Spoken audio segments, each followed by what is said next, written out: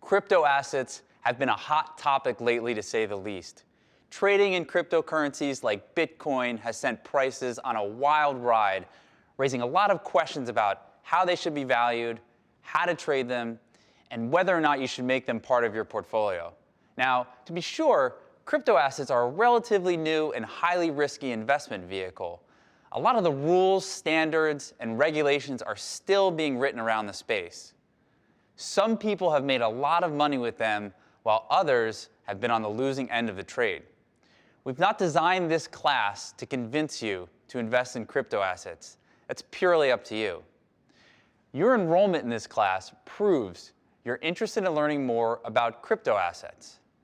Hi there. My name is Ian King. I've been a trader and investor for 20 years, spanning many asset classes and market cycles.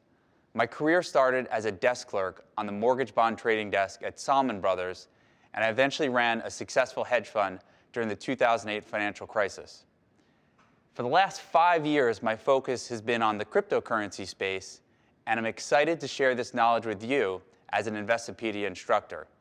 Thank you for your enrollment.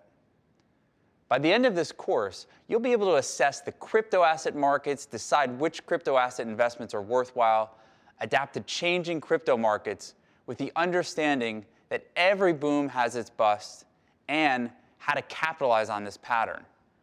You're going to develop your own unique process for becoming a better trader, as well as construct actionable trading ideas using technical analysis that will help improve your potential risk-reward ratio on every investment. So how you take this course is up to you. You can take it sequentially, section by section, or you can skip around and watch the content that most interests you. This course also has a workbook that you can download, follow along and take notes. There's also a glossary of terms and some quizzes to test your knowledge.